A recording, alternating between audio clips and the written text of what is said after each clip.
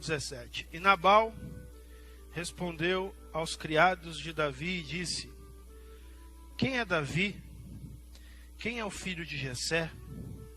Muitos servos há hoje, e cada um foge a seu senhor.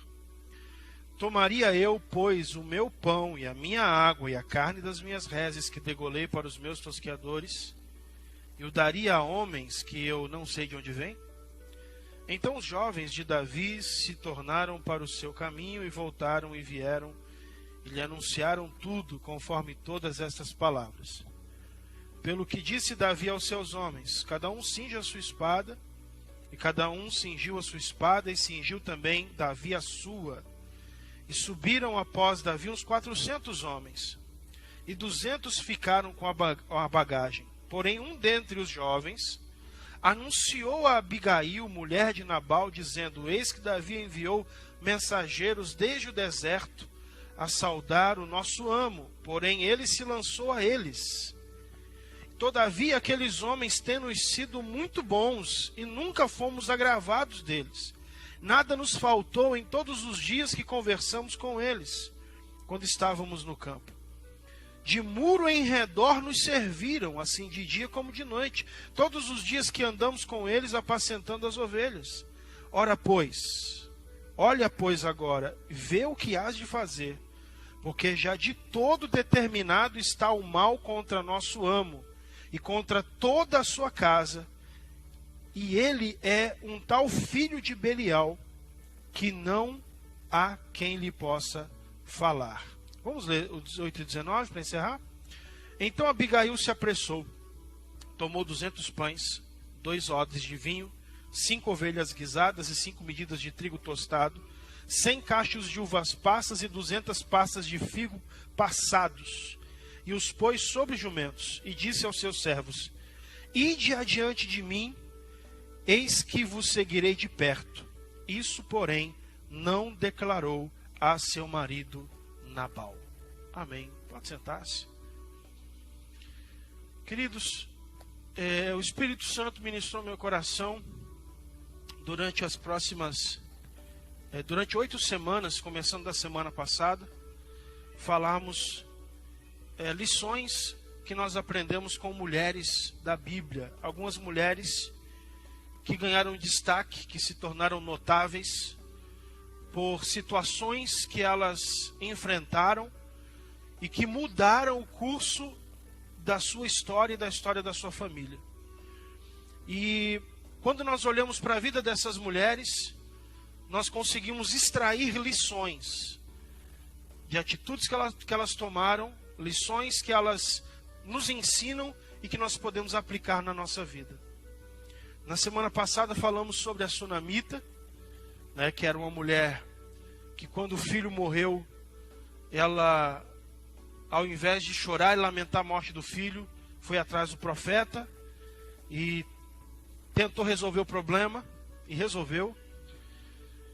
E agora nós vemos a história dessa mulher chamada Abigail.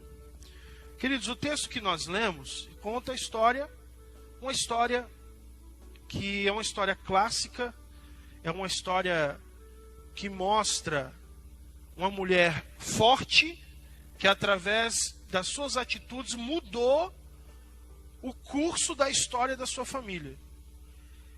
Essa mulher, Abigail, ela mudou a história que estava destinada para a sua família. O que acontece? Nabal, ele era um homem muito rico, um criador de gados, ovelhas, que vivia num deserto chamado Maom, deserto de Maom, que ficava próximo ao Monte Carmelo, em Israel. Ele era um israelita. Diz o texto aqui que ele era inclusive da casa de Caleb.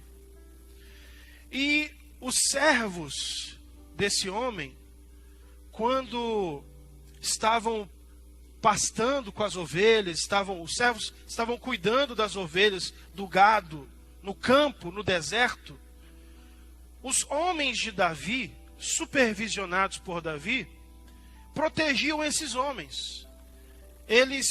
Veja bem, Davi estava fugido de Saul, estava sendo procurado para ser morto por Saul, mas mesmo ele nessa fuga, Davi, ele acha uma forma de praticar o bem. Praticar o bem. Então, quando Davi e os seus homens, aproximadamente 600 homens, eles encontram-se com os pastores de Nabal, eles falam de forma agradável com os pastores de Nabal. E não apenas isso, eles protegem os pastores de Nabal dos filisteus. Eles servem como guardas dos pastores. Não porque Nabal tinha conversado com Davi sobre isso, não porque havia um acordo entre cavalheiros, não. Um simples gesto de generosidade de Davi. E agora, Davi, ele estava passando pelo acampamento de Nabal. Ele estava de caminho. E ele então chama os seus homens, alguns dos seus homens, e fala assim: olha, vai até Nabal. Vai até Nabal e diz para ele que nós cuidamos dos pastores deles. Pede para ele consultar, perguntar para os pastores deles como é que nós tratamos eles, guardamos eles. Se ele não podia nos ajudar, nos dando algumas provisões, alguns alimentos, alguns animais para a gente assar e comer. E os homens vão até Nabal. Os homens de Davi vão até Nabal. E quando eles se apresentam a Nabal e dizem isso para Nabal, dizem: olha, nosso senhor, nosso líder pediu para que nós viéssemos aqui pedir generosamente uma doação. E ele fala assim: olha, pode perguntar para os pastores, para os seus pastores, Nabal, se quando eles estavam lá no deserto, nós, os servos de Davi, guardamos eles. Eles vão confirmar isso. Como nós tratamos eles? E aí, Nabal, ele age de uma forma muito ingrata. Não que Davi estivesse cobrando isso, mas Davi estava pedindo um favor. Estava pedindo um favor. E ele estava dizendo assim: olha, eu não estou pedindo um favor assim, de graça. Eu não estou pedindo um favor. Eu agi, eu tive uma ação de solidariedade, eu tive uma ação de generosidade com os homens de você, com seus homens. Só que você não podia nos ajudar dando alguns animais? E Nabal fala assim: mas quem que é Davi? Ele fala para os homens de Davi: quem que é Davi? Quem que é o filho de Jessé? Agora eu vou pegar das minhas ovelhas, vou deixar de alimentar os meus homens para entregar para esse homem que eu nem conheço, nem sei quem que é, não fiz combinado nenhum com ele. Não vou não. E a Bíblia fala que os homens se calaram. Os homens de Davi se calaram. E eles vieram e anunciaram isso para Davi. Ó, Davi, a gente foi lá, conversou com ele, a gente falou de como a gente tratou os pastores dele, de como a gente cuidou, protegeu eles. E ele falou assim: mas quem que é Davi? Não sei nem quem que é Davi. Ué, vocês não tem um líder de vocês? Procure o líder de vocês para se alimentar. Ele falou isso. Ele falou: quem que é o filho de Jessé? Não devo nada para ele. E a Bíblia fala que a ira entrou no coração de Davi. Davi ficou irado com aquilo. Davi ficou irado com aquela ingratidão. Veja bem, veja que não havia nada combinado.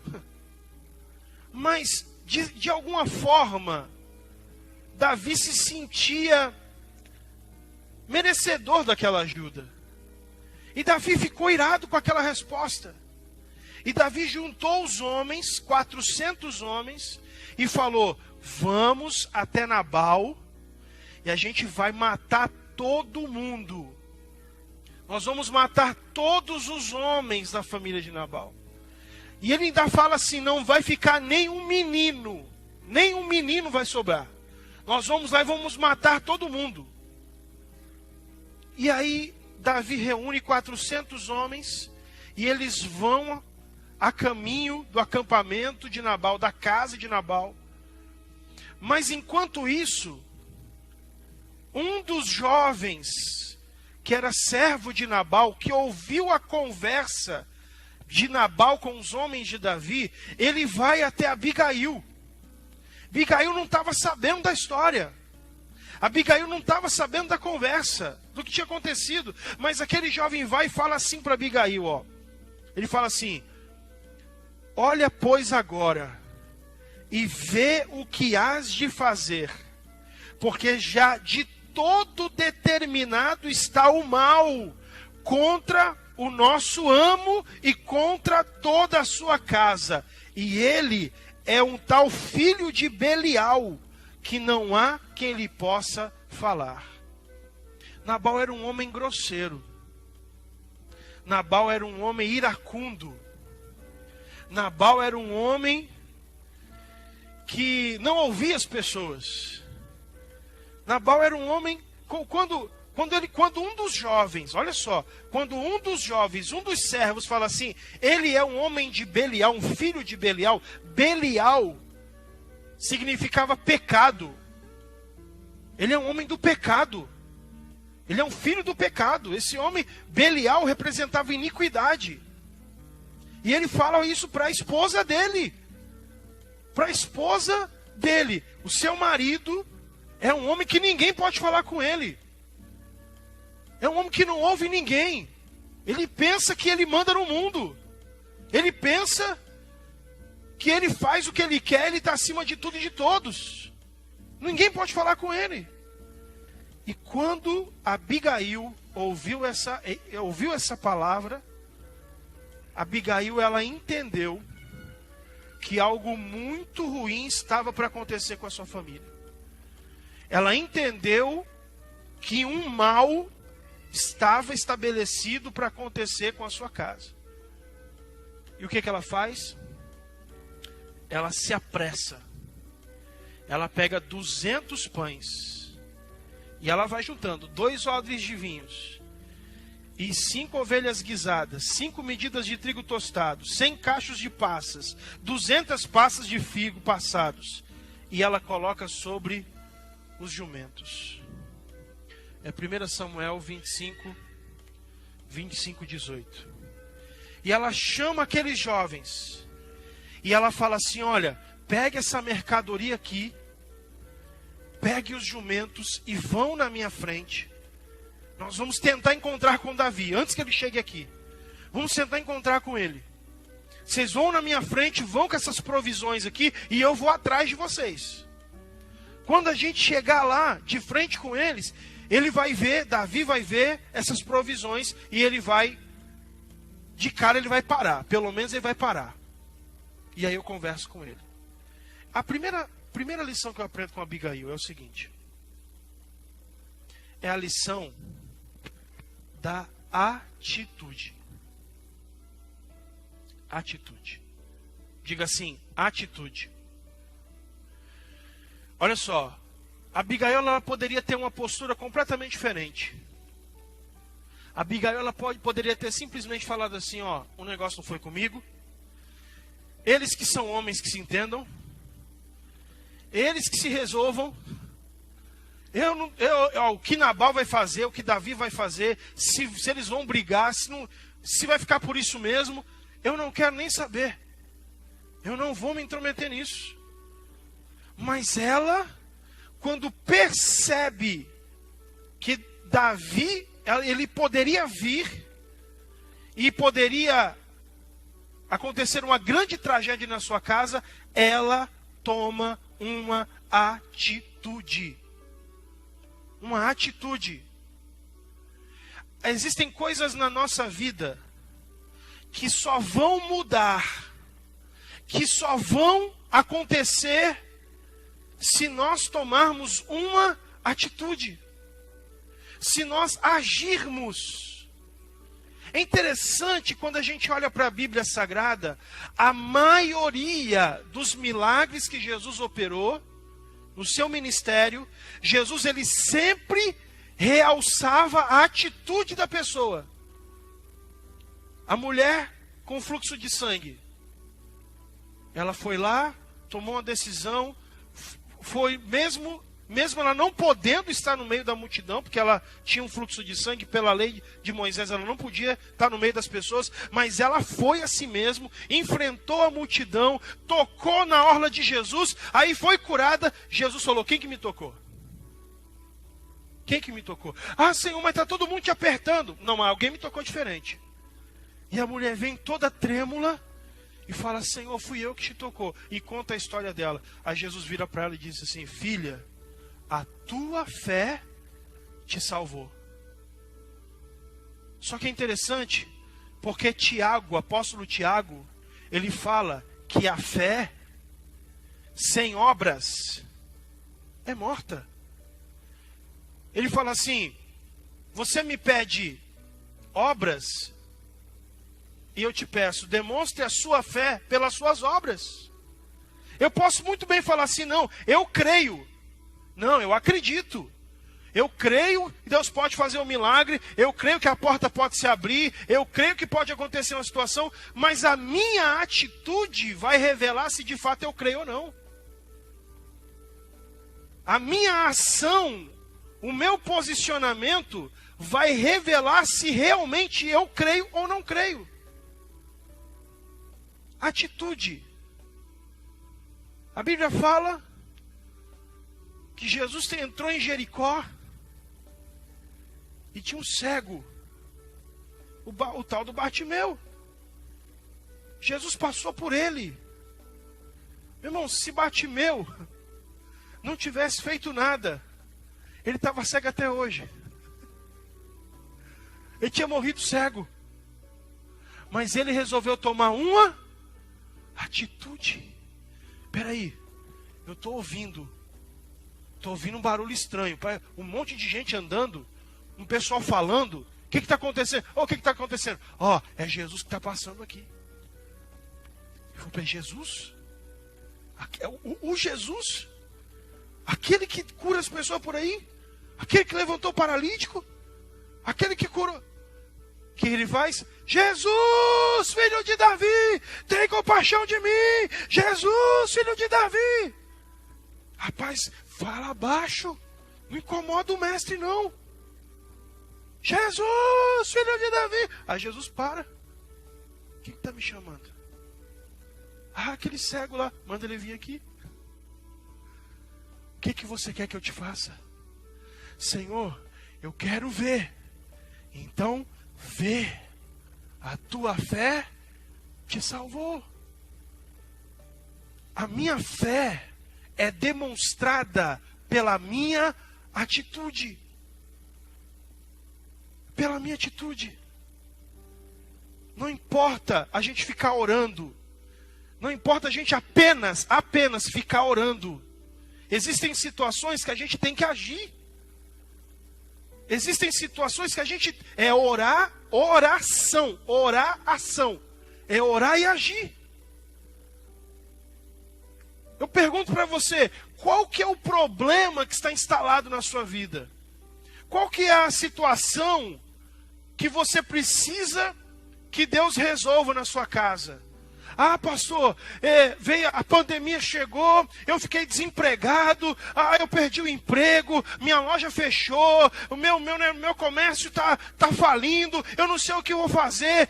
Atitude. A pergunta é: o que você vai fazer a respeito disso? O que você vai fazer a respeito disso? Eu já contei essa história aqui. Eu estava dando um atendimento pastoral aqui na igreja, as irmãs estavam limpando aqui de manhã, chegou uma senhora. E a senhora chegou, aí olhou aqui para dentro, viu as irmãs aqui limpando. Aí ela falou, me viu ali na sala ali, falou assim: eu posso entrar um pouquinho aqui? Eu falei: claro, pode. Ela entrou, sentou ali na última cadeira ali e ficou ali chorando. Aí eu fui lá e falei assim: olha, eu estou aqui na sala pastoral. Se a senhora quiser conversar, se a senhora tiver alguma coisa que a gente pode... Se você quiser desabafar, uma oração, eu estou aqui. A senhora pode vir aqui. Tá bom, obrigado. E ela ficou ali sentada assim, olhando aqui para frente, chorando, olhando. E eu fui para lá e fiquei lá sentado. De repente ela veio e falou assim: eu posso falar com o senhor um minutinho? Eu falei, claro, sente aqui. O que está acontecendo? Vou resumir a história para você. Ela falou assim, ó, eu tenho um restaurante e vendo marmitex.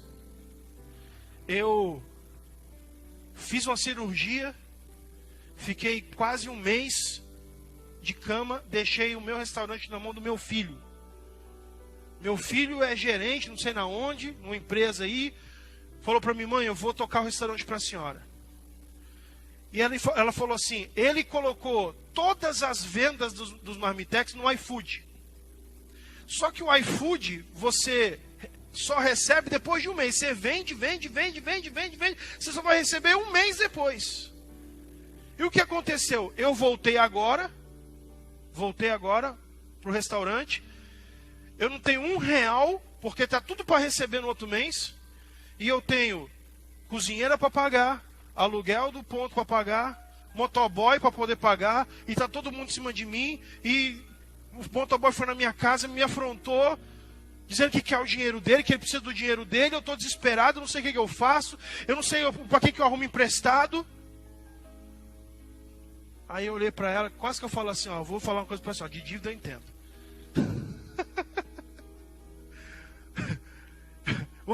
Falei para ela assim, vou falar uma coisa para a senhora. Eu falei, sabe, quando a gente precisa de um dinheiro rápido, de um dinheiro logo, sabe qual é a principal coisa que a gente pode fazer? Ela disse, o quê? Eu falei, venda alguma coisa. Ela falou, não, você não está entendendo. Eu não tenho dinheiro nem para comprar o alimento para poder fazer e vender marmita. Eu falei, não estou falando disso. Eu falei, eu já tive situações que eu precisei pagar um dinheiro urgente. O que eu fiz? Eu olhei para dentro da minha casa e falei, o que eu posso vender para poder levantar o dinheiro logo para poder pagar essa dívida. Eu olhei para dentro da minha casa. Na época eu falei para ela, eu tinha uma televisão de 42 polegadas. Entrei na OLX, coloquei a televisão por R$600. Meu irmão, choveu 3 compradores. Questão de 2 horas. Foi em casa, levou o dinheiro, levou a televisão. Cheguei e falei, tá aqui. Tá paga a dívida. Quando eu falei isso para ela, sabe quando você vê assim o brilho no olho da pessoa? Ela falou assim, é isso. É isso. Falou, não, eu tenho umas coisas lá. Não, eu vou colocar para vender. Calma, eu falei, não, calma, deixa eu fazer oração. Não, eu preciso ir lá para vender. Eu preciso ir lá. Eu falei, calma, deixa eu orar pela senhora primeiro. Porque tem situações que não basta a gente orar, não basta a gente jejuar, não basta a gente lamentar, a gente chorar, a gente tem que agir. A atitude. O que você precisa agir? Qual que é a situação que você precisa agir? Irmão, Jesus falou assim, Jesus estava andando em cima da água. Aí os discípulos falaram, meu Deus, é um fantasma, é um fantasma. Não tenham medo, sou eu. Se é o Senhor mesmo, manda eu ir ter contigo em cima da água. É, Pedro, então vem. Sai do barco. Irmão, se Pedro não tivesse saído do barco, a história não teria sido contada. Às vezes, para a gente viver o milagre, a gente precisa sair do barco. Para a gente viver o milagre, a gente precisa tomar uma atitude. E às vezes a gente não quer tomar atitude, porque tomar uma atitude às vezes é sair da zona de conforto. É igual a história do caramujo. O caramujo, ele está lá no caracol dele. Ele está lá no caracol dele. Só que ele cresceu. O caracol está apertado. Mas ele sair do caracol dele para procurar um outro caracol maior, vai dar trabalho. Vai sair da zona de conforto. E ele fica ali apertado, ele fica ali sufocado, mas ele não quer tomar uma atitude. Diga assim, crescimento dói. Crescer dói. Mas nós precisamos tomar uma atitude. A Abigail falou assim, o quê? Eu preciso fazer alguma coisa. Eu vou tentar alguma coisa. Eu vou fazer a minha parte. Eu pastoreava a igreja aqui no Residencial União há uns anos atrás, 10 anos atrás. Isso tem mais ou menos 10 anos. E a igreja era esse quarto de cadeiras aqui, esse terço de cadeiras aqui. Eram essas cadeiras que era o tamanho da igreja. E chegou um momento que a igreja lotou, que nós não tínhamos mais lugar para colocar as pessoas. E para poder acomodar os irmãos, nós começamos a fazer 2 cultos no domingo. Um às 5 da tarde e o outro às 7 da noite. Para dividir os irmãos, porque a igreja era esse tamanho aqui. Era esse tamanho. Tinha mais ou menos umas 100 pessoas. E aí veio o grande dilema. Nós precisamos de um lugar maior. Só que lá no imóvel que nós tínhamos lá, no templo, nós pagávamos R$400 de aluguel. R$400 de aluguel. E eu cheguei nos pastores e falei assim para os pastores que estavam comigo. Falei, pastores, é o seguinte, fiz uma reunião, falei, a gente precisa de um outro lugar, não está cabendo os irmãos. E os pastores falavam assim, todos eles falavam assim, mas pastor, aqui a gente paga 400. Onde que a gente vai arrumar um outro lugar que paga esse mesmo valor perto disso? E eu falei, tá gente, mas não tem como. Tudo bem, a igreja está cheia, todas as cadeiras lotadas, a gente colocava a cadeira na calçada. Então, 2 cultos no domingo, mas não tem jeito, vamos ter que procurar outro lugar. E eles falavam assim, pastor, eles falaram para mim assim, é por sua conta e risco. Se o senhor quiser. E aí nós começamos a procurar. Os irmãos que são ali do Residencial União, né, talvez conheçam ali a antiga chamada Fazendinha, perto ali da Avenida dos Pinheirinho. Chegamos lá, o imóvel 2.500.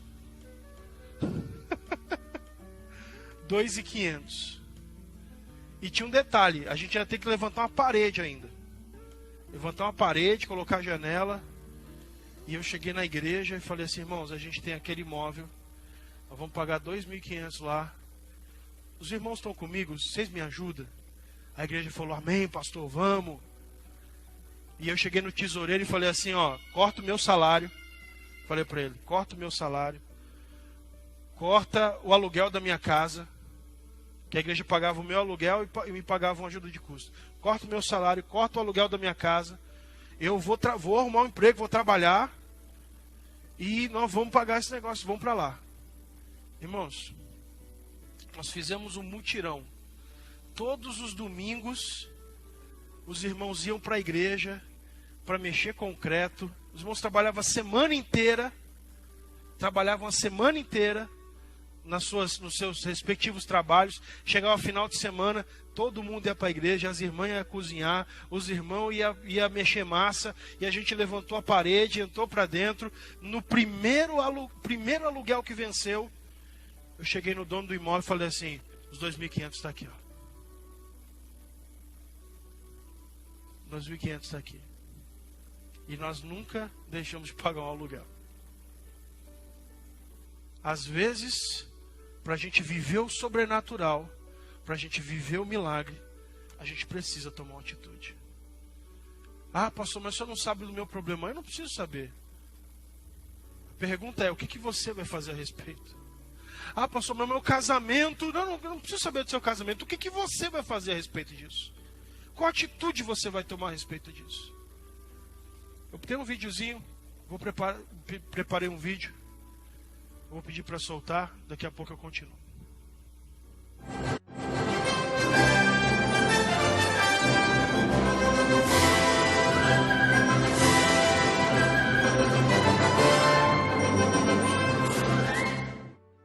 Geralmente, as bonitas histórias de luta e sucesso mostram um personagem que começou com dificuldades e foi crescendo, saltando obstáculos, vencendo desafios e saiu-se vitorioso.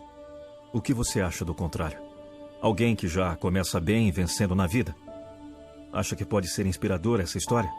Bem, escute a minha e depois veja se o ajudou em alguma coisa.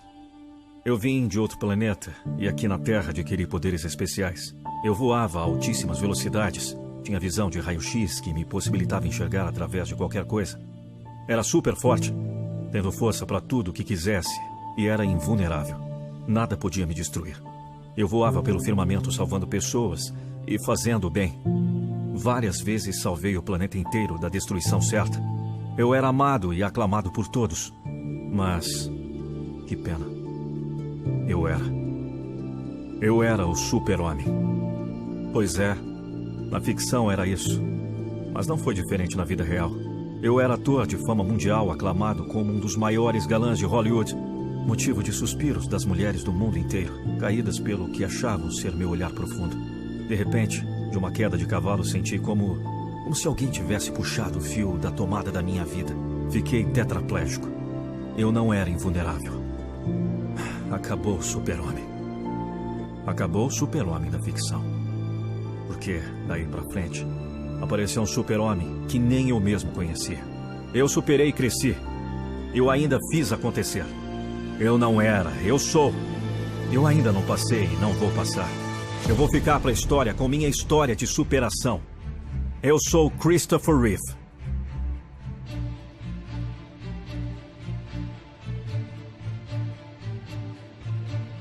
Certamente não é preciso lhe dizer nada sobre Christopher Reeve. Você conhece bem a vida incrível que esse homem conseguiu viver. Frequentou a escola Juilliard e licenciou-se na Universidade Cornell de Utah. Já era ator aos 14 anos, tendo estudado em prestigiadas escolas de artes cênicas. Trabalhou em teatro e televisão e em 2 dezenas de filmes para o cinema, todos eles alcançando sucesso. Foi imortalizado como super-homem, tendo estrelado 4 filmes encarnando o super-herói. Foi escolhido para o papel num casting com mais de 200 candidatos por causa da sua figura de galã. Era bem casado com a bela atriz Dana Reeve e tinha 3 filhos. Reeve era amante do hipismo e possuía vários cavalos. Em um concurso de equitação com salto de obstáculos, caiu de seu cavalo de cabeça, fraturando o pescoço e ficando sem respiração. As lesões cervicais sofridas o deixaram tetraplégico. Foi submetido a uma perigosa operação, mas apenas recuperou o movimento dos dedos de sua mão esquerda. Passou 6 meses no Instituto de Reabilitação Kessler, enquanto sua esposa adequava a casa à nova situação. Com o tempo, seu organismo deteriorou-se, aparecendo feridas e seus músculos, sem uso, começaram a se atrofiar. Ele confessou ter pensado em suicídio inicialmente, e não é para menos que tenha caído em profunda depressão. Seria o fim de uma linda história? Seria o fim do super-homem? Não. Não para Christopher Reeve. Foi aí que apareceu o herói de verdade, um verdadeiro símbolo de coragem. O astro reuniu todas as suas forças para continuar vivendo. Criou a Fundação Christopher Reeve para a paralisia. Passou a lutar intensamente pelo uso de células-tronco, aceitando até mesmo ser cobaia em experimentos do gênero. Além de não desistir da vida, Reeve não desistiu de trabalhar. Em 1996, trabalhou em Janela Indiscreta, um filme para a TV. Em 1997, dirigiu In the Gloaming e escreveu 2 livros sobre sua vida. Os títulos dos livros? Um foi Still Me, algo como Ainda Eu. O outro, Nada é Impossível, Reflexões de uma Nova Vida. Além disso, foi ativista da Unicef, da Anistia Internacional e da Ecologia. Fundou ao lado de Susan Sarandon e Alec Baldwin a Coalizão Criativa, um grupo de ajuda aos sem-teto. Foi condecorado com a Ordem Bernardo O'Higgins e recebeu o Prêmio Lasker, espécie de Nobel norte-americano, certamente bem merecido. Tudo isso em 9 dolorosos anos em uma cadeira de rodas. Nem sequer conseguia respirar sem a ajuda de uma máquina. Ainda assim, percorreu os Estados Unidos de ponta a ponta, encorajando quem precisava e pressionando os governantes. Usou toda a sua influência para angariar fundos para a pesquisa científica e conseguiu mover o coração dos norte-americanos para o drama de quem não pode se mexer. Finalmente, em outubro de 2004, o herói perdeu a invulnerabilidade e sucumbiu. Morre o herói da ficção, das telas do cinema e da televisão. Mas não morreu o herói de verdade. Porque herói de verdade não morre, permanece para sempre na invulnerável lembrança de quem foi por ele servido e de quem com ele aprendeu. E você acha que perdeu muito na vida? Acha às vezes que já não vale a pena?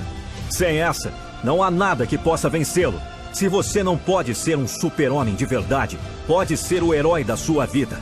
Não desista, não se deixe abater, não se deixe acabrunhar, não baixe a cabeça, não entregue os pontos. Engula e repita sempre as palavras do super-homem Christopher Reeve. Desistir é inaceitável.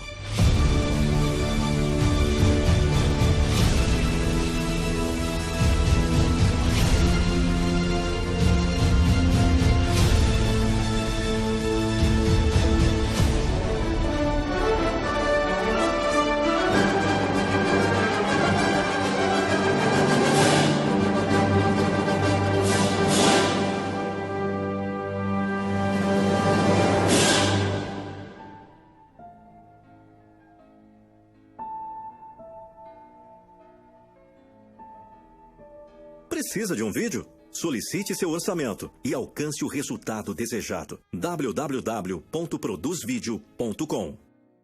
De se locomover. Agora um homem que estava do pescoço para baixo, sem movimentos, durante 9 anos, escreveu 2 livros.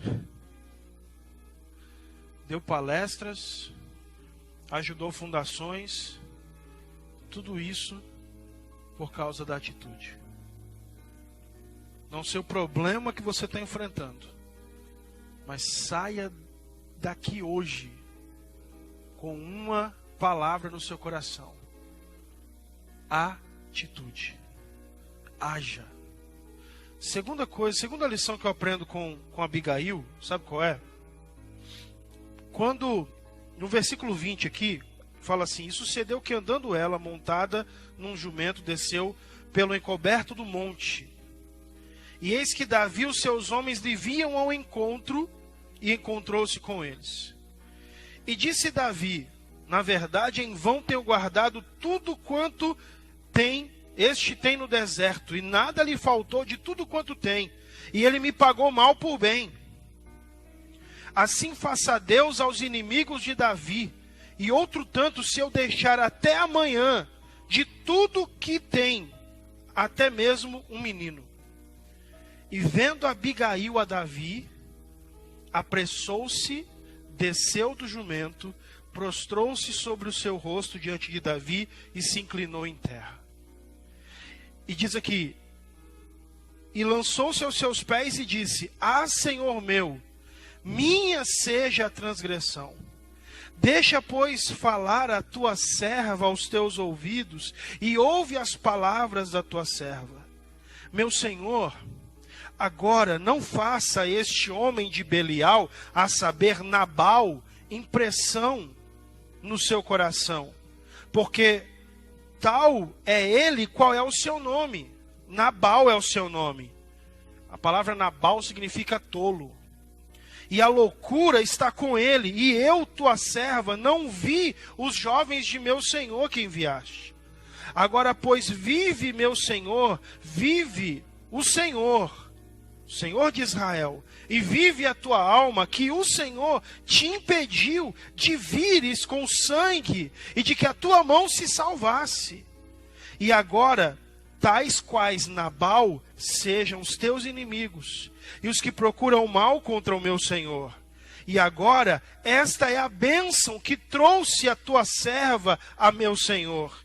Desce aos jovens que andam após as pisadas de meu Senhor. Abigail, ela foi uma mulher apaziguadora. Abigail, ela nos ensina a lição da pacificidade.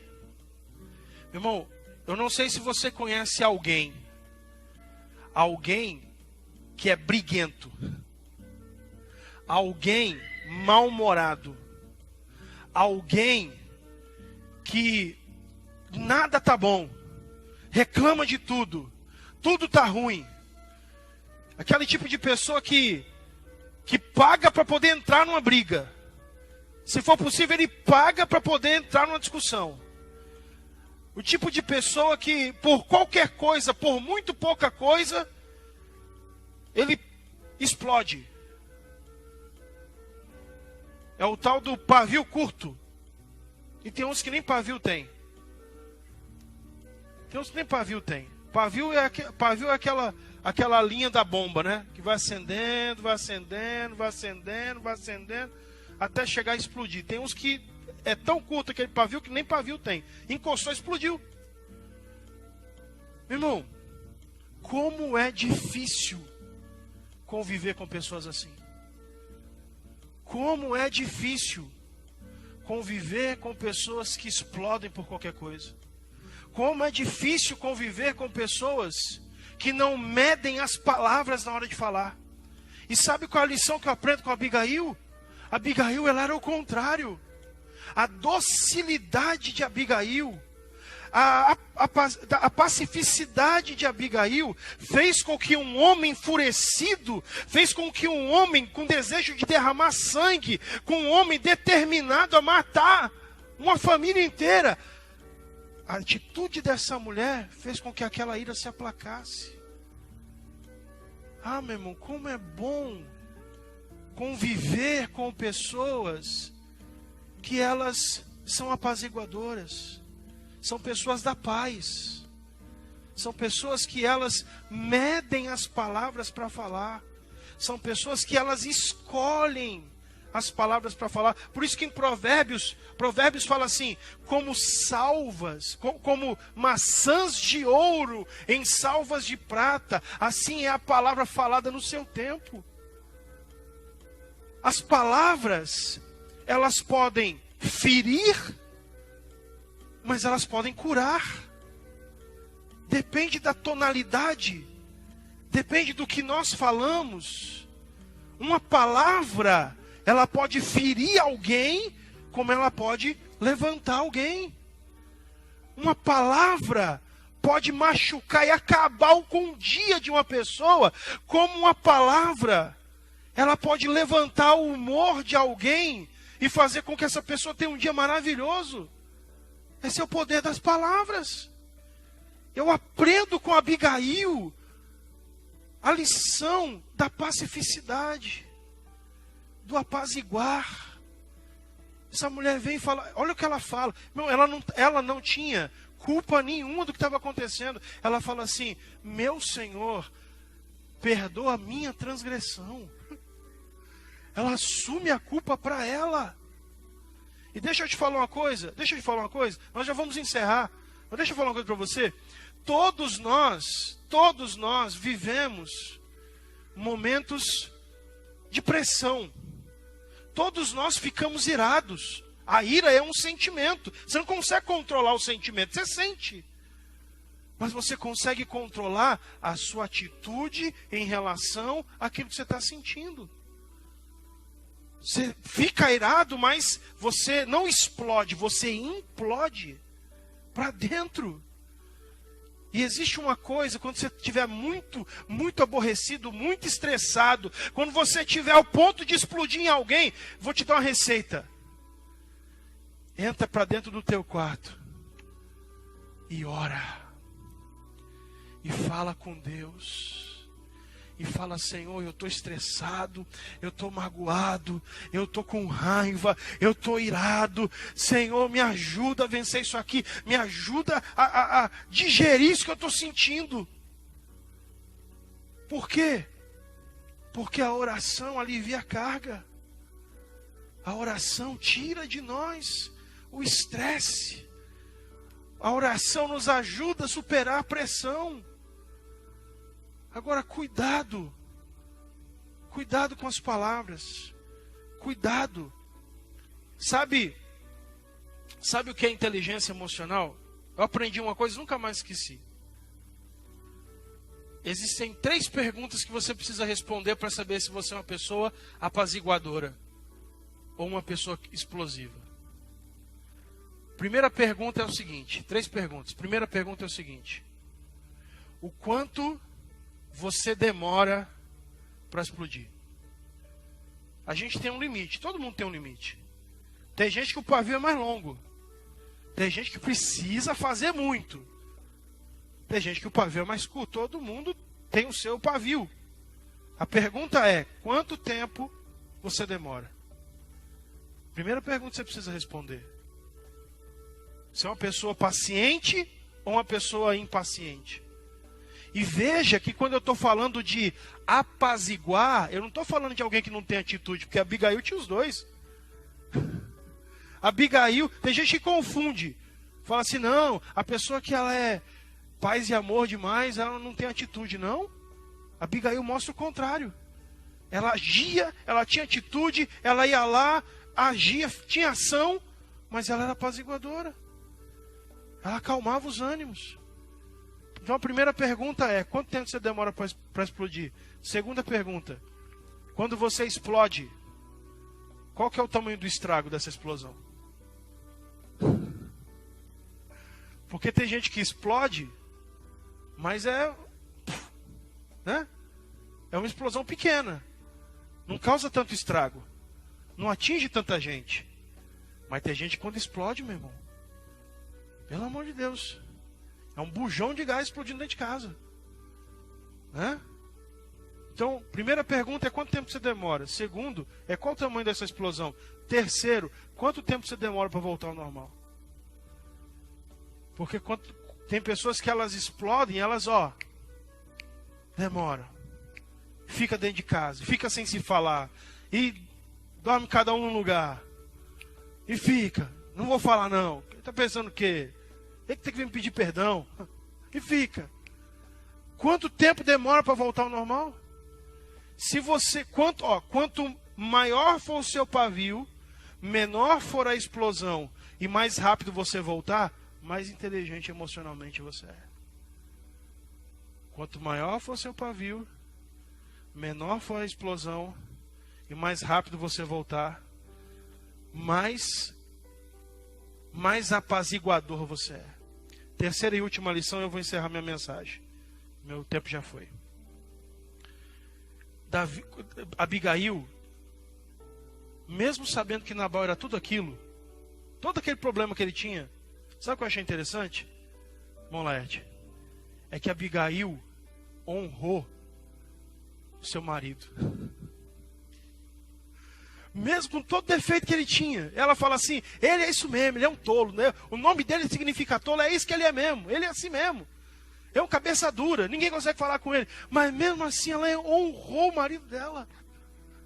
Mesmo com todos os defeitos. Ela podia falar assim, Davi, é o seguinte, mata só ele. Deixa o resto vir, mata só ele. Porque eu não aguento mais esse estorvo na minha vida. Mas ela honrou o marido. E sabe o que ela fez? A Bíblia fala que Davi se acalmou, aplacou a sua ira, falou assim, pode voltar, você acabou de dar um grande livramento para sua família, e eu estou mais calmo agora, vou voltar, Deus me livre de derramar sangue inocente. E ela volta para casa, o Nabal estava bebendo, festejando, embriagado. A Bíblia fala, o texto fala, que ele não conseguia entender nem o que os outros falavam com ele. Aí ela deixou ele dormir. No outro dia, quando ele acordou, ela foi e sentou com ele e falou assim, aconteceu isso, isso, isso. Ela não escondeu dele.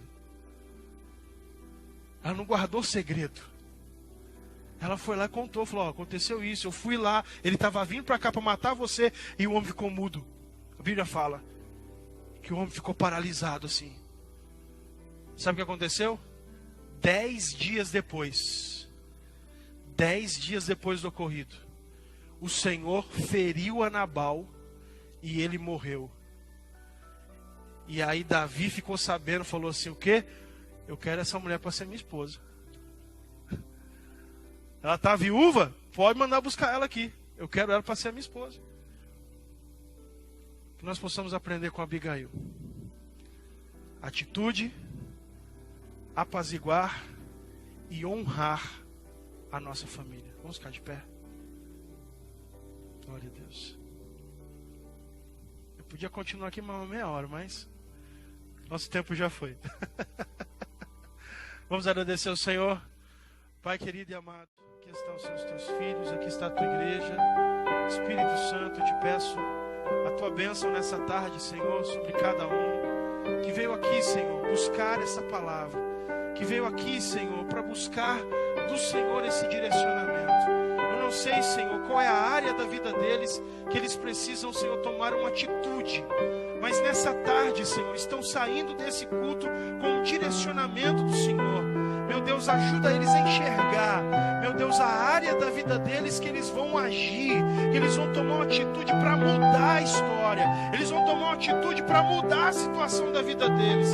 Senhor, nos ajuda a sermos pacificadores, nos ajuda, Senhor, a termos inteligência emocional, nesse período que a gente está vivendo tão difícil, de pressão, de medo, insegurança, em que os nervos estão à flor da pele. Senhor, nos ajuda a ter uma atitude pacificadora, uma atitude de paz e não de guerra, uma atitude de cautela e não de ignorância, Senhor. Meu Deus, eu te peço, nos ajuda a honrar, Senhor, a pessoa que nós escolhemos para viver uma vida. Nos ajuda, Senhor, a honrar a nossa família, honrar o nosso cônjuge, independente dos defeitos, independente dos problemas que ele tem. Senhor, nos ajuda, Senhor, a ser como Abigail, que honrou Nabal, mesmo sabendo quem ele era. Nós assim oramos, Pai, e te pedimos a tua bênção sobre nós essa tarde, uma semana de vitória, uma semana de bênção sobre a vida de cada um dos teus filhos aqui nessa tarde, em nome de Jesus. Eu, como ministro da tua palavra,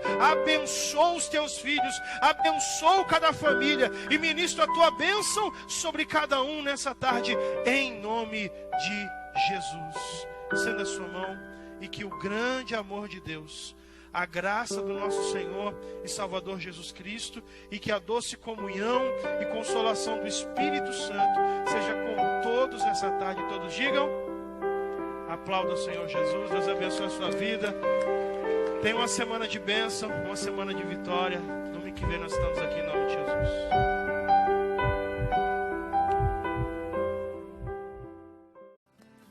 Te busco, te procuro, ó Deus, no silêncio tu estás. Eu te busco, toda hora espero em ti, revela-te a mim, conhecer-te eu quero mais. Senhor, te quero mais, Senhor, te quero ouvir tua voz. Senhor, te quero mais, quero tocar-te, tua face eu quero ver. Senhor, te quero mais, seguindo para o alvo eu vou, a coroa conquistar. Vou lutando, nada pode me impedir. Eu vou te seguir, conhecer-te eu quero mais. Senhor, te quero mais, Senhor, te quero ouvir tua voz. Senhor, te quero mais, quero tocar-te, tua face eu quero ver. Senhor, te quero mais.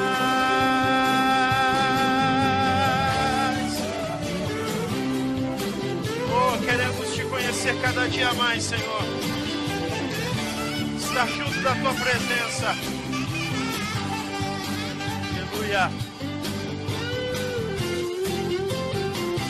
Te buscamos, Senhor, te buscamos. Presença, Senhor, sobre nós.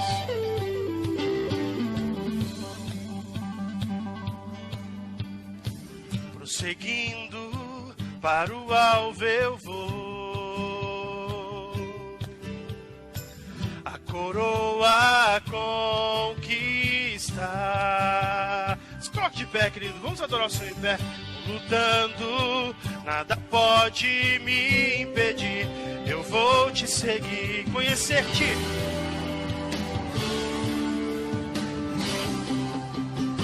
Senhor, te quero mais, Senhor, te quero. Quero ouvir tua voz, Senhor, te quero mais. Quero tocar-te, tua face eu quero ver, Senhor, te quero mais. Senhor, te quero. Quero ouvir tua voz, Senhor, te quero mais. Quero tocar-te, tua face eu quero ver, Senhor, te quero mais.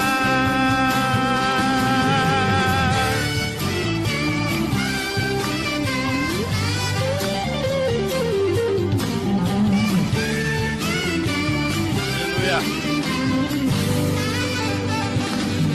Oh, glória a Deus. Aleluia. Vamos pedir ao Senhor que nos dê um coração igual ao